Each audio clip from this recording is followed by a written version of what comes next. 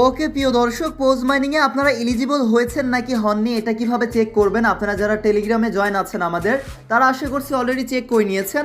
তারপর এটা কিভাবে চেক করে এক নজর দেখিয়ে দিব, তারপর বিস্তারিত আলোচনা করব।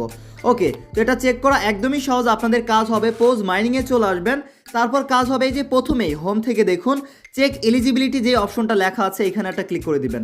এখানে ক্লিক করার পর ভিজিট ওয়েবসাইট এখানে একটা ক্লিক করার পর গুগল ক্রোম আপনাদের যেই ব্রাউজার আছে সেই ব্রাউজারটি এখান থেকে সিলেক্ট করে নেবেন।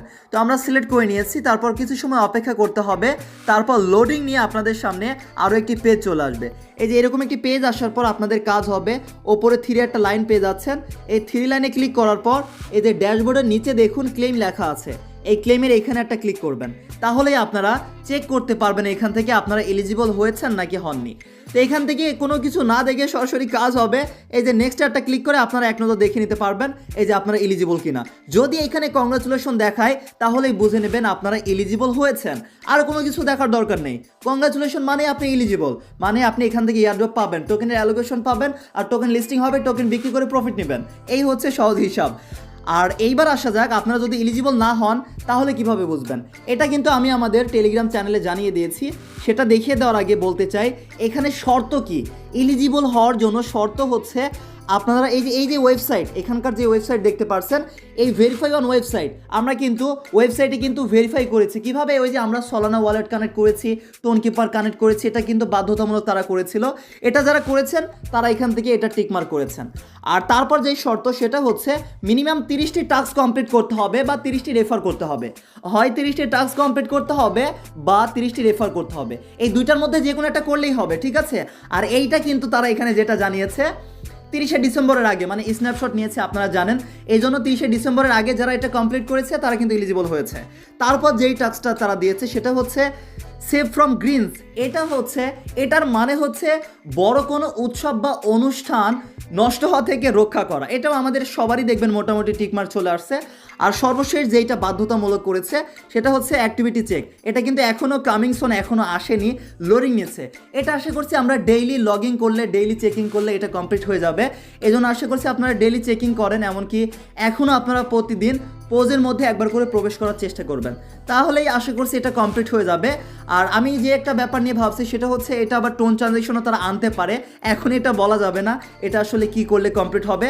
এটা নতুন আপডেট আসলে আমাদের টেকনিক্যাল সাবমিট টেলিগ্রাম চ্যানেলে জানিয়ে দেওয়া হবে এটা আসলে কিভাবে কমপ্লিট হবে। তো আপনার কাছে কি মনে হচ্ছে এটা কিভাবে কমপ্লিট হবে? আপনি আপনার মন্তব্য কমেন্ট করে জানাতে পারেন, তাহলে আমরাও বুঝতে পারবো যে আসলে এক একজনের কি মন মানসিকতা বা আপনাদের কি চিন্তা ভাবনা হচ্ছে। ওকে, তো এই যে নিচে যেই অপশনগুলো আছে এগুলো হচ্ছে রেকমেন্ডেড, মানে এগুলো বাধ্যতামূলক না, তারা রেকমেন্ড করছে এগুলো করলে আরও ভালো। তো এইগুলো কিন্তু বাধ্যতামূলক না, বাধ্যতামূলক হচ্ছে ওপরের অপশনগুলো। এতে স্পষ্ট এখানে লেখাই আছে ম্যান্ডেটরি, মানে এইগুলো হচ্ছে বাধ্যতামূলক। আর নিচে রেকমেন্ডেড এই অপশনগুলো করলে ভালো, না করলেও কোনো সমস্যা নেই। যেমন হচ্ছে ওই যে আমরা ভোট দিয়েছিলাম, এটা যদি করেন এটা টিকমার্ক থাকবে। তারপর হচ্ছে ভোট দেওয়ার পর আমরা কিন্তু ডাব্লিউ পোস্ট কিন্তু পেয়েছিলাম ওইটা। আর তারপর হচ্ছে 3 লক্ষ পোস্ট ব্যালেন্স থাকতে হবে, এটা কখনোই বাধ্যতামূলক না।